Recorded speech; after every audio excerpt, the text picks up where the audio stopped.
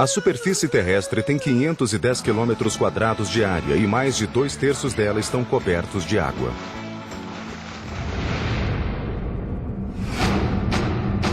Até hoje, a maior parte dos nossos oceanos e mares continua inexplorada. Sabemos mais sobre os segredos e enigmas da superfície lunar do que sobre as águas do nosso planeta.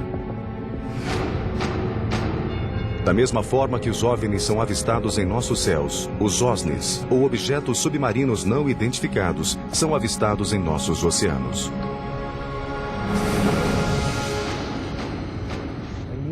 O OSNI é um OVNI que também se locomove na água.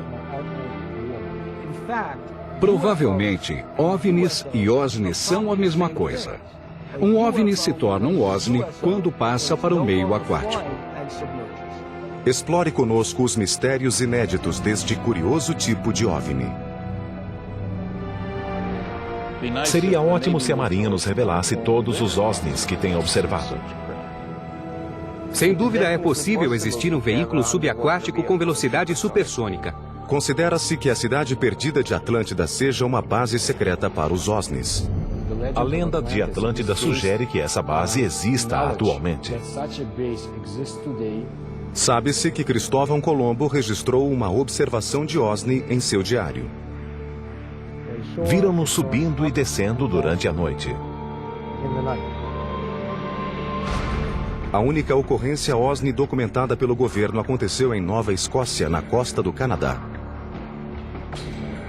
Na noite de 4 de outubro de 67, um OVNI foi avistado planando sobre as águas de Shag Harbor. De repente, ele se inclinou e arremeteu na direção da água, produzindo uma luz forte e um som de explosão. De acordo com pesquisadores, os OVNIs das profundezas continuam se escondendo nas águas inexploradas da Terra. Será que eles apenas nos visitaram? Ou será que continuam aqui?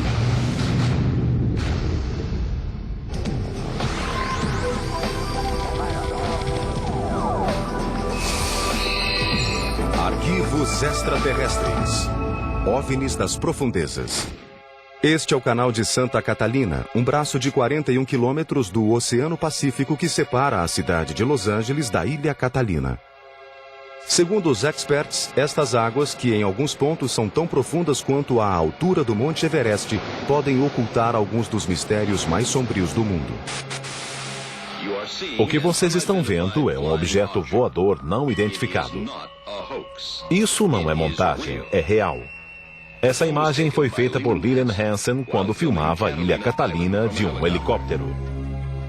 Ultimamente, o aumento no número de observações de objetos submarinos não identificados, ou OSNIs, mergulhando e emergindo do canal, tem preocupado os moradores do local e os pesquisadores. Essa região é muito rica em atividade extraterrestre. Já cobri provavelmente uns 200, 300 casos de OVNIs que voavam sobre as montanhas ou sobre a água daqui. É uma área imensa. Preston Dennett é o autor de UFOs over California. Ele investiga a atividade extraterrestre nesta área há quase 20 anos. Houve uma grande onda de observações na região da montanha Santa Mônica em 14 de junho de 92. As testemunhas viram um total de 200 objetos. E o interessante é que eles provinham de baixo. Normalmente, quando alguém avista um OVNI, ele surge nos céus como uma estrela que só depois começa a descer. Aqueles vieram de baixo para cima. 14 de junho de 1992, 22 horas e 24 minutos. Por quase 2 minutos, as águas do Oceano Pacífico explodiram em luz enquanto centenas de naves brilhantes em forma de disco foram vistas voando para fora do mar em conjunto. Tal como em outros eventos similares, as naves emergiram do Pacífico em quase total silêncio. Depois, planaram por um momento e logo após arremeteram em direção ao espaço. Até no distante distrito de Malibu, a polícia recebeu telefonemas que relatavam o incidente. A seguir, um telefonema real que foi dado naquele dia. Gabinete do xerife de Lost Hills. Alguém ligou para contar sobre algo estranho essa noite? Você poderia ser um pouco mais específico? Que tipo de coisa estranha? Luzes. Luzes? Sim. O que aconteceu com você exatamente no caminho de casa? Estou com vergonha de contar, porque você vai achar que estou louco. Nós vimos o que parecia ser uma luz brilhante nos céus. Entendo. Pelo barulho, não era um helicóptero. Pode acreditar, nunca fiquei tão assustado antes em minha vida. Segundo Dennett, o incidente também foi relatado para a guarda costeira de Long Beach, que nega ter recebido uma ordem de busca. O evento de 1992 foi o segundo a ocorrer em Los Angeles em 4 anos. Na manhã cinzenta de 7 de fevereiro de 1989, mergulhadores, sonares de navios e pessoas que estavam na costa avistaram um objeto não identificado comprido e escuro emergir do Pacífico. Por 90 segundos, o OSNI planou rente à superfície e, em seguida, ejetou uma dúzia de objetos menores e bastante rápidos. 1 minuto depois, a nave submergiu. O último sinal captado via sonar indicava que ela seguia em direção ao canal de Santa Catalina quando desapareceu. Dúzias de objetos foram avistados da costa de Marina del Rey. Os OSNIs ejetavam naves menores com mais ou menos 6 metros de diâmetro que foram vistas navegando sob a superfície do oceano. E elas também entravam e saíam da água. Tal como o incidente de 1947 em Roswell despertara a curiosidade mundial sobre os discos voadores, os acontecimentos próximos a Los Angeles deram início a uma onda de pesquisas sobre as ameaças e o potencial dos tais OSNIs. Os oceanos cobrem 70% do planeta Terra. Eles escondem muita história e muitos mistérios. É bem possível que exista uma sociedade de criaturas, de seres inteligentes e evoluídos, vivendo nas profundezas, porque eles têm essa capacidade e porque ninguém chega lá. É fascinante pensar sobre os OVNIs subaquáticos, porque eles podem saber muito mais sobre nosso planeta do que eu e você. A capacidade que um OSNI tem de se multiplicar ou de se dividir em partes é única. Houve um caso impressionante que ficou conhecido como o Evento do Golfo Nuevo. No dia 8 de fevereiro de 1960, a Marinha Argentina detectou 2 objetos não identificados parecidos com submarinos em suas águas. De repente, de acordo com os relatos, o sonar indicou que os objetos subaquáticos começaram a se subdividir e a alçar voo a partir da água. Contato do sonar 158, 191 metros. Contato do comando 158, 191 metros. Em 1960, a Marinha Argentina detectou 2 submarinos gigantes que, inexplicavelmente, se multiplicaram em 6 outros submarinos. Os argentinos não conseguiram capturá-los nem destruí-los porque as naves simplesmente desapareceram. O caso chegou a atrair a atenção dos oficiais mais antigos da União Soviética. Nikita Khrushchev, líder da União Soviética na época, ficou tão intrigado com a história que enviou seu auxiliar diplomático à Argentina para descobrir o que estava acontecendo. Enquanto alguns pesquisadores alegam que estes objetos podem não passar de submarinos militares disparando torpedos, outros argumentam que os submarinos não eram capazes de disparar 6 ou mais torpedos em 1960. O livro de 1970, Invisible Residents, escrito pelo pesquisador Ivan Sanderson, foi o primeiro a analisar o fenômeno OSNI. Ele revela outra característica interessante do comportamento OSNI. Em março de 1963, um submarino americano em exercício navegava conforme programado a 160 quilômetros da costa de Porto Rico. Subitamente, um submarino se desvia da rota prevista depois de detectar um objeto estranho que navegava na velocidade de 270 km por hora. Os oficiais ficaram impressionados.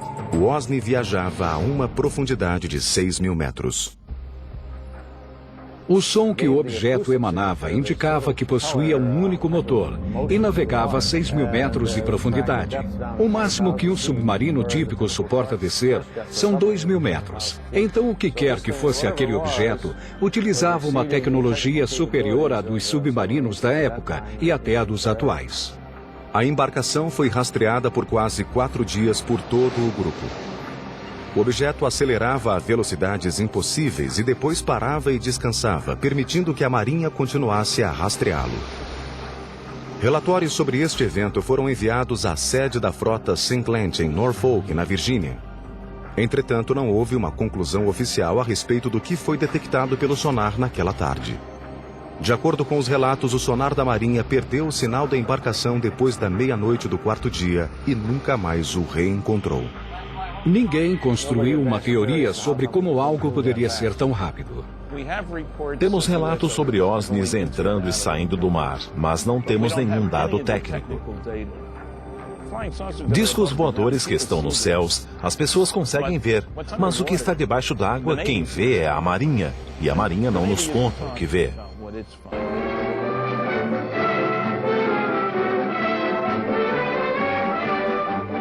Inflando um enorme balão a bordo do navio USS Norton Sound, a Marinha se prepara para estudar os pretensos raios cósmicos no Oceano Pacífico. Esta é a novidade. Uma segunda consideração esclarece o mistério dos ditos discos voadores. São estes imensos balões de 30 metros de diâmetro, capazes de subir a 30 quilômetros de altitude, que foram confundidos com as tais naves. Dizem que em grandes altitudes esses gigantes alongados ficam planos como discos. Fim do mistério. Mas continuavam a chegar relatos ao redor da Terra. Em 11 de novembro de 1972, a imprensa internacional começa a divulgar outro caso extraordinário. Um objeto muito veloz parecido com um submarino foi captado pelo sonar no Fiord Sony, na costa da Noruega, e foi perseguido pela marinha daquele país por 2 semanas. Uma frota de navios e de helicópteros caçadores de submarinos foi organizada para encontrar o objeto. Em 20 de novembro de 1972, o OSNI foi visualizado pela primeira vez.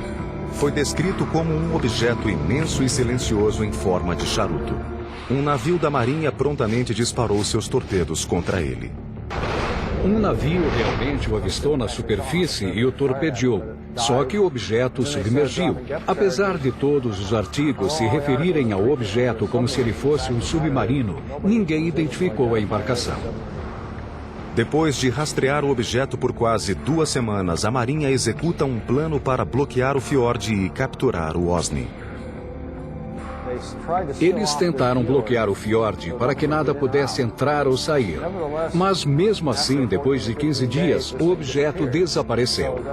É por isso que acho que o veículo que foi rastreado pela Marinha não era um submarino, mas sim um OSNI. A seguir, teriam Cristóvão Colombo e seu pessoal avistado OSNIs entrando e saindo do Atlântico em 11 de outubro de 1492? Um antigo caso remonta à época de Colombo, em 1492, antes do descobrimento da América.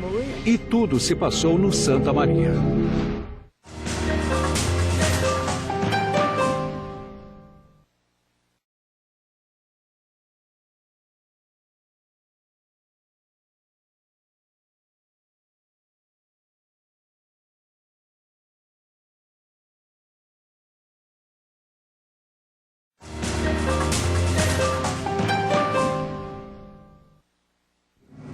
11 de outubro de 1492, 22 horas, uma noite calma e quente.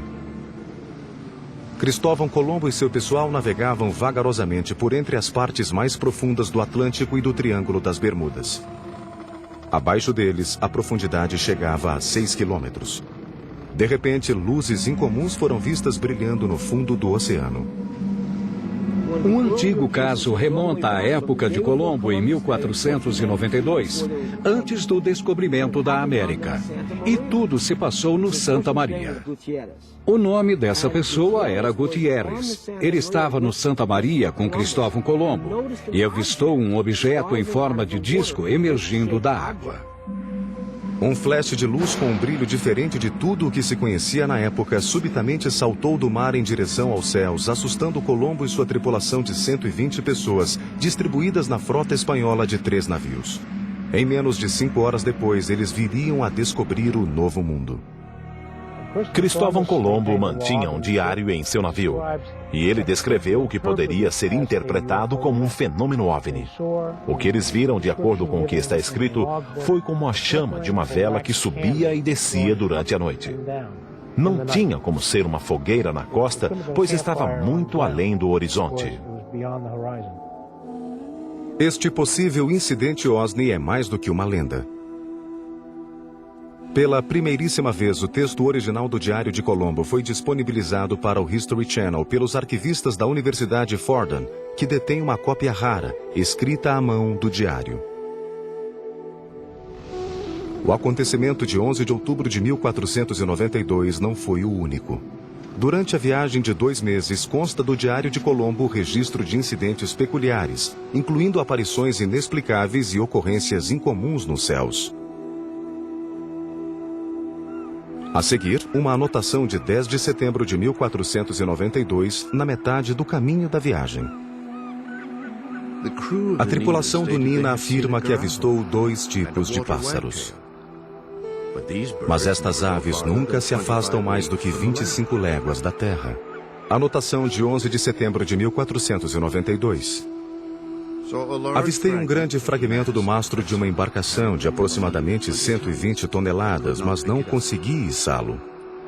Registros de 17 e 20 de setembro indicam que estrelas ou outras luzes desconhecidas moviam-se nos céus. Uma estrela saía de seu lugar, mas os outros pontos brilhantes não. E a infame anotação de 11 de outubro. Às 22 horas daquela noite, o almirante viu uma luz enquanto estava no convés. Chamou Pero Gutierrez, contou-lhe o que vira e pediu a ele para olhar na mesma direção. Pero assim o fez e viu a luz. O almirante a avistou outras 2 vezes. Ela parecia a chama de uma vela subindo e descendo. É possível que esses estranhos eventos registrados durante a viagem náutica mais marcante da história sejam resultado de embarcações extraterrestres que acompanhavam a frota de Colombo? Alguns sugerem, entretanto, que qualquer interpretação ou racionalização que se faça sobre o Diário de Colombo não corresponde à verdade. Se Cristóvão Colombo viu um objeto estranho sair da água, voar ao redor de seu navio e desaparecer, por que ele não contou isso a ninguém? Porque o teriam julgado louco e o prendido instantaneamente, é claro. Um dos mais antigos relatos sobre OSNIs vem de 329 a.C. Depois de avistar objetos comparados a escudos brilhantes que voavam em meio às águas do rio Chajartes, na Índia, Alexandre o Grande estava tão convencido de que vira naves extraterrestres que passou os 6 últimos anos de sua vida procurando por elas em um sino de mergulho, o primeiro submarino do mundo. Alguns pensam, entretanto, que as aventuras subaquáticas de Alexandre tinham um objetivo maior: encontrar e conquistar um único reino que o seduzia, Atlântida. Atlântida surge pela primeira vez na literatura histórica através dos diálogos Timeus e Crítias de Platão.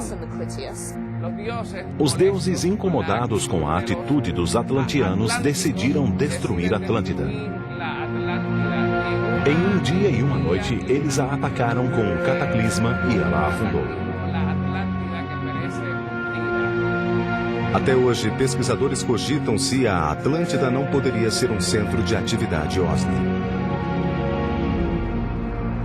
Sem dúvida, a lenda de Atlântida se baseia em um conhecimento, provavelmente já esquecido, sobre uma civilização subaquática secreta. A suposta localização de Atlântida no Mediterrâneo seria conveniente para os OSNIs, pois dali eles poderiam monitorar as civilizações humanas e suas rotas náuticas entre a Ásia Menor, Roma e Atenas. O Mediterrâneo foi o berço das antigas civilizações. Os comerciantes fenícios viajavam entre o Oriente Médio e a Grécia através dele. Se houvesse uma civilização extraterrestre ou primitiva que quisesse disseminar sua mitologia pelo planeta, o Mediterrâneo seria uma base natural e estratégica para isso. Não sei se Platão se referia aos OSNIs quando mencionou a Atlântida, mas acredito que havia pessoas que deduziram que a Atlântida era real, que ela se localizava no Atlântico e que estava escondida nas profundezas desse oceano. Os atenienses antigos, contudo, não foram os primeiros a registrar histórias sobre objetos não identificados nos oceanos. Os experts acreditam que os egípcios antigos podem ter até registrado observações em seus hieróglifos. No Egito Antigo, no templo da cidade de Abidos, alguém fez uma inscrição, um desenho de um submarino. Há também o desenho de um objeto que parece um helicóptero. Quem os teria feito? Como os egípcios antigos conheceriam esses objetos? Não fazemos ideia.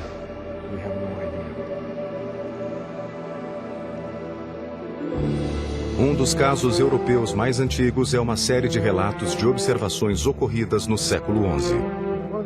Um dos casos mais antigos que pus no site se remonta ao ano 1067. Tem a ver com os camponeses que viram algo flamejante nos céus. O objeto desceu até a terra, iluminou o campo, depois decolou e desapareceu no mar. Carl Find estuda o fenômeno OSNI há quase uma década. Seu site na internet, waterufo.net, tem um arquivo com mais de 900 relatos atuais e históricos sobre OSNIs. Segundo Find, um dos primeiros casos do século XX foi descrito detalhadamente pelo Philadelphia Inquirer em 1º de agosto de 1904. De acordo com o jornal, um navio cargueiro inglês, o Moykan, a caminho da Filadélfia, foi envolvido por uma estranha neblina metálica que brilhava como fósforo. Descobri recentemente que o caso é muito mais complexo e assustador do que parecia ser. O capitão e a tripulação confirmaram que um objeto veio do oceano e que uma nuvem brilhante envolveu o navio. Não era um meteoro caindo, mas algo que saíra do mar. Conforme a nave se aproximava da embarcação, o capitão tentava distrair a tripulação para dissipar seu medo. Eles não conseguiam tirar nada do lugar enquanto a nuvem envolvia o navio. O jornal também afirmou que durante o evento a bússola do navio girava com a velocidade de um motor elétrico e que os marinheiros não conseguiam mover objetos de metal que estavam no convés magnetizado. Ainda no artigo, há uma fala de Urquhart, capitão do Moykan, afirmando que o fato poderia ser confirmado por toda a tripulação.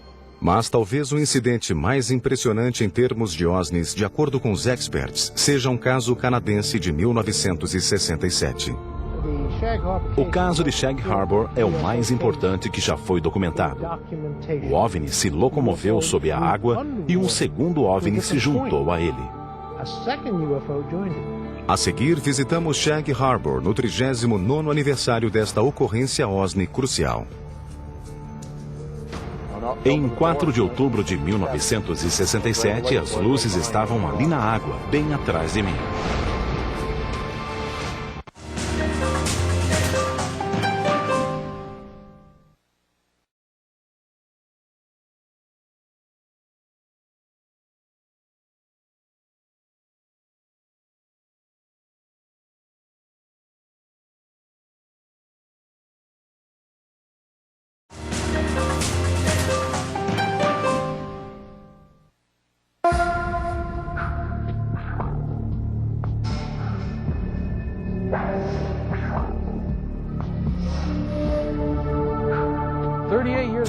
Anos atrás, em 4 de outubro de 67, por volta das 23 horas e 20 minutos, algo aconteceu em Shag Harbor, que se tornou memorável nos anos seguintes. A noite de 4 de outubro de 67 ficou conhecida como a Noite dos OVNIs entre os pesquisadores do assunto. O incidente de Shag Harbor marcou a data em definitivo. Chris Stiles e Don Ledger passaram a última década pesquisando o incidente OSNI de Shag Harbor. O caso, largamente divulgado no Canadá na ocasião, foi totalmente esquecido nos anos subsequentes. No entanto, o livro lançado pela dupla em 2001, Dark Object, reabriu o caso e lançou nova luz às inúmeras observações de OSNIs daquela noite e das semanas seguintes. A razão pela qual o incidente de Shag Harbor se sobressaiu e eclipsou a importância das outras observações de OVNIs deveu-se ao fato de algo ter descido dos céus e entrado na água com muita luminosidade e barulho. O interessante é que no início ninguém associou o fato aos OVNIs. Muitos telefonemas foram dados imediatamente à Polícia Real Canadense mais próxima. E neles as pessoas diziam que tinham visto luzes ou que um avião podia ter caído no mar. A preocupação e o interesse eram no sentido de procurar por sobreviventes. Ninguém mencionou um OVNI.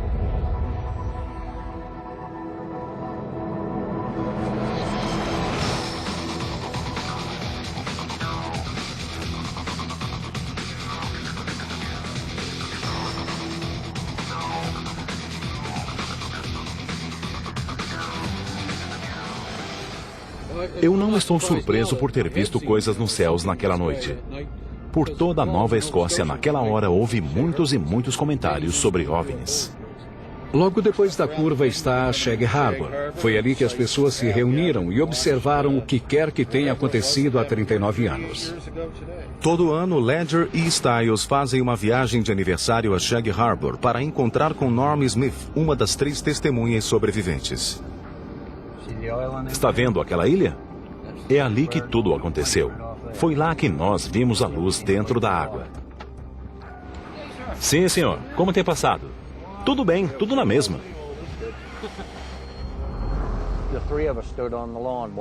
Nós 3 ficamos no gramado observando as luzes. Eventualmente elas começaram a se mover em nossa direção e depois arremeteram contra o solo.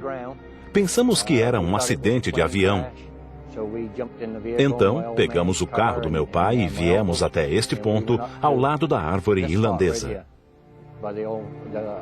Quando chegamos aqui, havia mais umas 10 pessoas.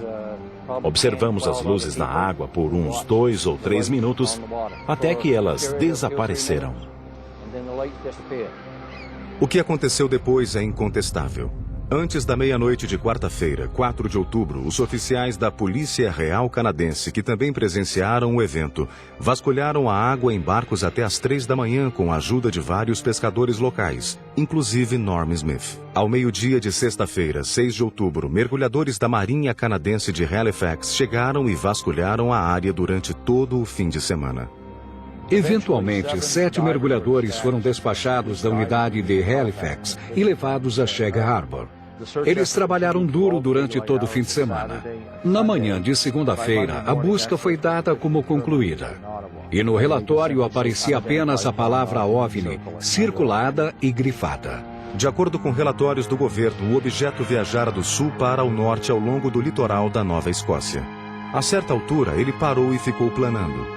Então, por volta das 23 horas e 20 minutos, o objeto mergulhou na água sob um ângulo de 45 graus a 270 metros da costa. Bem atrás de mim foi onde vimos as luzes, na ilha Bomb Portage, bem atrás de mim. Quando os oficiais da polícia canadense chegaram à costa pela velha estrada número 3, o OVNI ainda estava se movendo sobre a superfície da água. Inclusive, ele parecia deixar um rastro de espuma amarela e densa. Na semana seguinte à do ocorrido, a história se torna ainda mais misteriosa e o caso acaba na primeira página dos jornais canadenses. Tal como Ledger e Stiles contam em seu livro, no dia seguinte àquele em que o incidente foi oficialmente classificado como um evento OVNI, uma segunda nave mergulhou no mar da Nova Escócia e foi se encontrar com a primeira.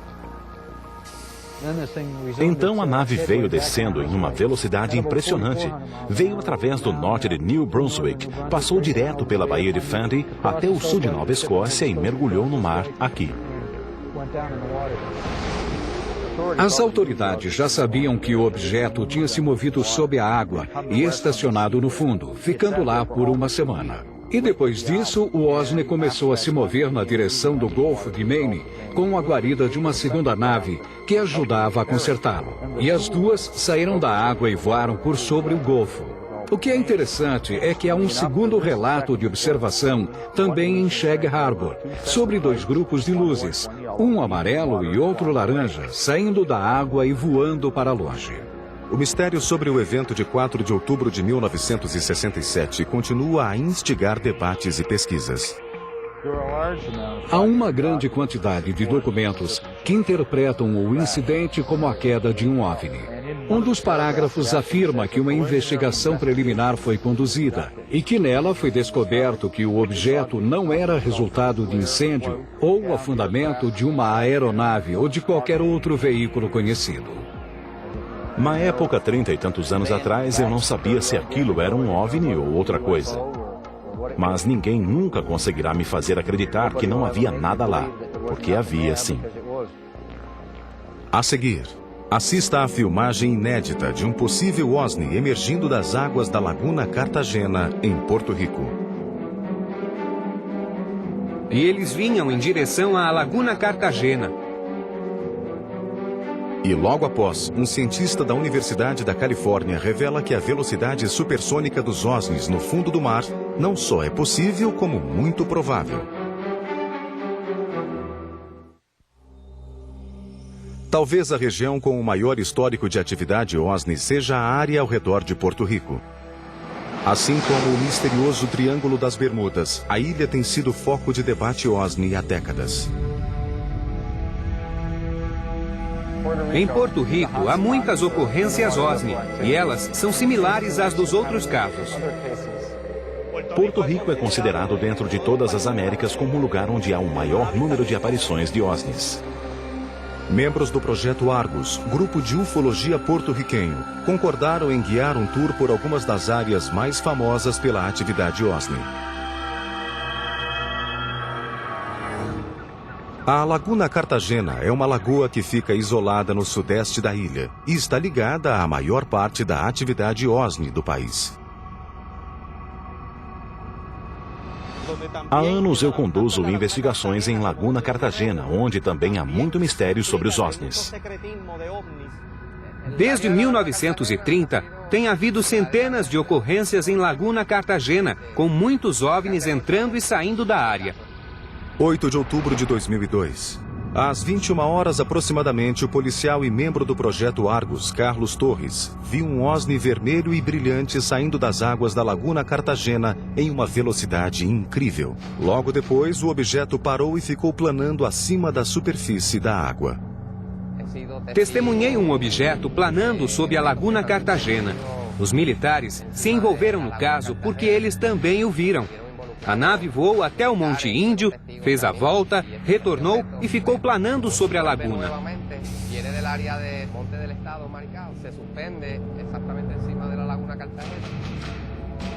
Depois de planar por muitos minutos sobre a área, o objeto mergulhou de volta às águas da lagoa. Outro membro do Argus, Giuseppe Quinones, acredita que conseguiu filmar o mesmo objeto em 2004. Fiz uma filmagem em 20 de novembro de 2004 na área de Laguna Cartagena.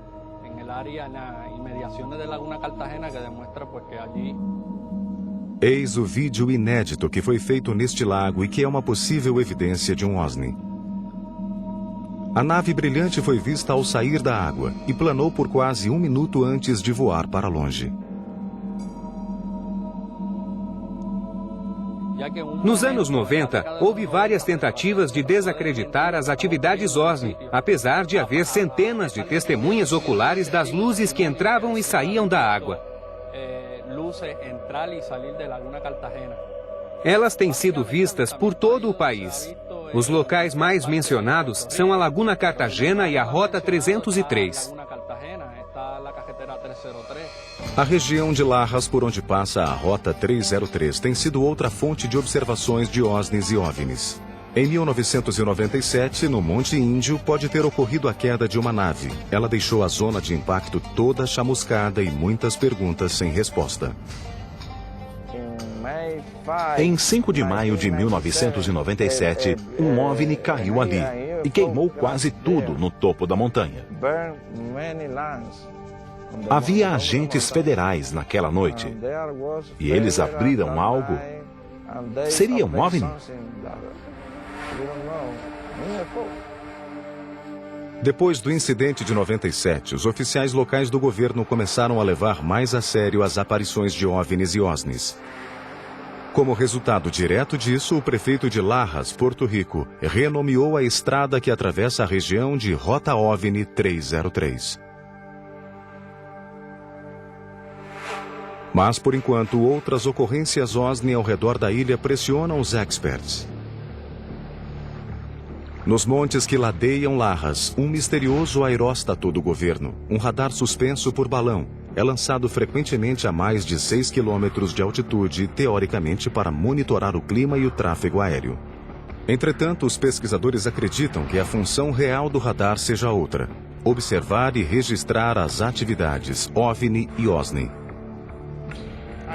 Há um documento do governo na legislação que afirma que uma investigação secreta e não pública foi conduzida a respeito das ocorrências OSNI.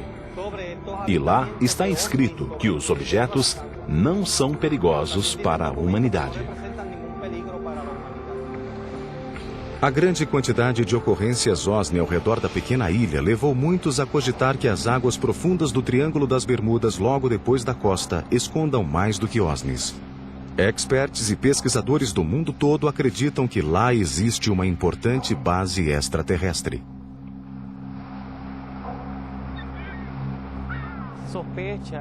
Suspeita-se que haja uma base entre La Pagueira e uma área próxima a Cabo Vermelho. A região tem águas muito profundas e cavernosas e vai até a Laguna Cartagena. Pensa-se que os OSNIs ficam entrando e saindo da água para que possam acessar áreas diferentes dentro das próprias bases subaquáticas. Poderiam todos estes eventos ser fruto do misticismo local ou talvez da lendária influência do Triângulo das Bermudas? Na cultura porto-riquenha, apesar de a maioria das pessoas comentar sobre chupacabra e Triângulo das Bermudas, elas não acreditam em nada disso. Ou será que haveria algo mais? É fato, os OSNIs de Porto Rico são reais. Há centenas de relatos e de testemunhas. É tudo verdade. Eu acho que o fenômeno OVNI é real. Aqui em Porto Rico tem havido centenas de casos. Isto é uma realidade. A seguir, uma possível evidência fotográfica de um OSNI saindo das águas do Golfo Breeze, na Flórida.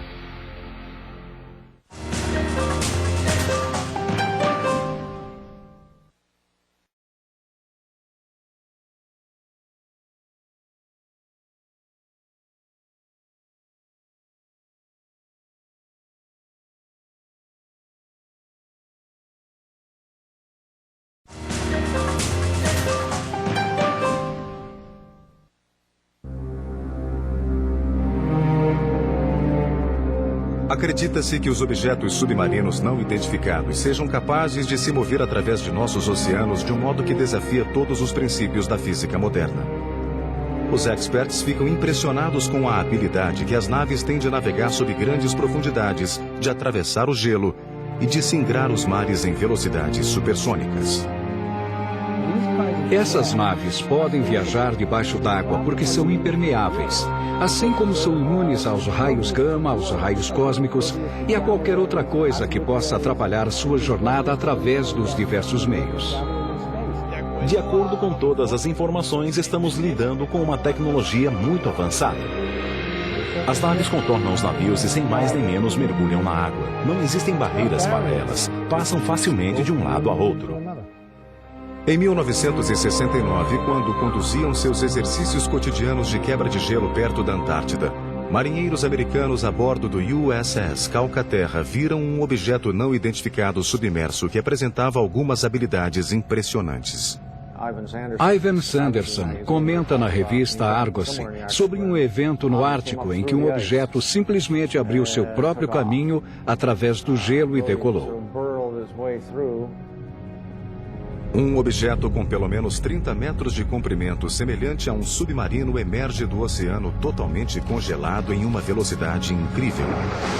Mas este caso, contudo, é apenas um de muitos incidentes similares reportados pelas marinhas ao redor do planeta.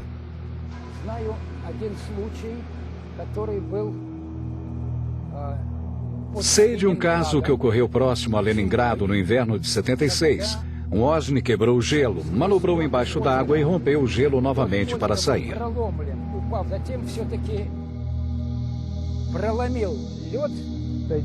Eles derretem o gelo. Se fosse um meteoro, ele quebraria o gelo em pedaços e o espalharia por todo lado. Já o OVNI cava um buraco limpo. As testemunhas dos OSNIs também revelam que quando as naves emergem, liberam muita água. Eddie Walters, morador do Gulf Breeze, em 7 de julho de 1988, tirou esta fotografia inédita do que parece ser um OSNI sobre um jato d'água em forma de tornado. Ele estava olhando rumo ao Golfo Breeze a mais de 2 quilômetros, quando viu que a água sob o objeto começou a borbulhar. Ed podia vê-lo se mover e, de repente, uma coluna d'água subiu até o casco da nave. A foto que Ed tirou mostra exatamente isso. Esse tipo de caso levou alguns experts a considerar que os OSNIs utilizem água como fonte de combustível. Há quem pense que a água é essencial para o processo de fusão. Há muitos casos em que os OVNIs planam sobre reservatórios de água pequenos e grandes. Realmente, tudo indica que eles utilizem água para ajudar sua nave de alguma maneira. Pode ser que eles usem água como combustível. Quando falam sobre objetos que planam sobre a água e que aparentam sugá-la, realmente parece que precisam de um bom gole para seguir em frente. Há teorias científicas modernas a respeito de como os OSNIs teriam desenvolvido a capacidade de se locomover através da água com tanta eficiência. Pesquisadores cogitam tudo, desde sistemas de propulsão maciça a jato até bolhas de atrito que envolveriam os objetos. Os motores deles não são parecidos com os que conhecemos. Eles seriam geradores de força magnética e criariam um envelope protetor ao redor da nave que repeliria o magnetismo natural da Terra. Isso lhes permitiria acelerar, desacelerar, subir, descer e viajar dentro d'água, por exemplo. Retirando energia de fluidos condutores de eletricidade, a nave consegue controlar a resistência, o fluxo, a velocidade, a sustentação. Ela pode resolver todos os problemas de locomoção e de alta velocidade dentro d'água. Um sistema aerodinâmico magnético funciona de forma similar à do submarino eletromagnético, que foi testado com sucesso. Um submarino eletromagnético foi realmente construído e testado pela Universidade da Califórnia em Santa Bárbara nos anos 60. Ele utilizava a capacidade natural da água salgada em conduzir eletricidade. O primeiro bom resultado de um sistema de propulsão eletromagnética foi obtido em 1966, quando este submarino especial foi apresentado. Este veículo aquático se locomove exclusivamente sob forças eletromagnéticas. Ele não tem nenhuma parte móvel. O princípio por trás disso é que a água do mar é um fluido eletricamente condutor. Se você vai contra a água do mar, segundo as leis de Newton, ela te empurra de volta e assim você se move. Será possível que os OSNIs usem essa capacidade natural dos nossos oceanos para atingir velocidade supersônica? A água é um grande condutor magnético. Na verdade, se eles usarem um processo chamado de diamagnetismo, que é uma força repelente fraca, a água pode potencializar esta força. E isso explicaria como as naves conseguem se locomover tão bem na água. Um pesquisador sugere que os OSNIs podem se mover rapidamente em meio aquático e evitar um dano maior usando os mesmos princípios de uma lâmpada comum. O OVNI corresponderia ao filamento e o campo seria o bulbo, com a função de proteger o OVNI. Este impediria a entrada da água, que na verdade nunca chegaria a tocar o OVNI. É possível conseguir isso criando-se uma bolha com alto poder de cativação ao redor do objeto todo. Assim, o OSNI viajaria dentro de uma bolha de vapor d'água. Marco Pricevak é professor de engenharia mecânica da Universidade da Califórnia, em Riverside. Ele montou um experimento para o History Channel demonstrando a física por trás da possível velocidade supersônica em meio aquático. Basicamente, a única coisa com a qual se pode brincar é a forma do veículo e ela deve obedecer às formas padrão de um submarino. Para demonstrar como diversos formatos podem produzir as condições para a locomoção subaquática supersônica, Princevac e sua equipe criam uma corrente submarina e colocam corante verde e lasers potentes ao redor de diferentes objetos submersos. Então, se tratar de um corpo aerodinâmico, vemos que o líquido flui impassível ao redor dele. Este objeto aerodinâmico vermelho demonstra a forma perfeita para uma embarcação submarina veloz. Por outro lado, o cubo cria máxima resistência pelo objeto todo. Um bom formato para um veículo subaquático com alto poder de cativação seria similar ao de uma cápsula de retorno da Soyuz ou de outras missões espaciais. As leis da física terrestre mudam drasticamente sob a água. Levar um veículo submarino a uma velocidade supersônica demanda uma quantidade de energia maior do que a que se pode produzir atualmente. Um veículo com 1,5 metro de diâmetro que viaje na velocidade do som no ar precisará de um motor com 15.000 cavalos de potência. Para que o mesmo veículo atinja a velocidade do som debaixo d'água, vai precisar de um motor com 1 milhão de cavalos de potência. Mesmo sendo cientificamente possível que os OSNIs atravessem os oceanos em velocidades supersônicas, como teria sido desenvolvida a tecnologia necessária para atingir este feito? Os inúmeros mistérios que envolvem essas naves podem nunca ser totalmente desvendados, e é exatamente isso que estimula o estresse e a maior discussão entre os pesquisadores. Acho que é mais fácil para nós levar o homem à Lua ou até criar uma base lunar do que levar o homem ao fundo do oceano. Se eles são hostis e vieram para conquistar a Terra, já o fizeram há milhões de anos. Podemos ser fruto da criação deles. A Terra pode ter sido conquistada, nós trabalhamos para eles e eles vivem aqui. Todo o planeta pode ser deles.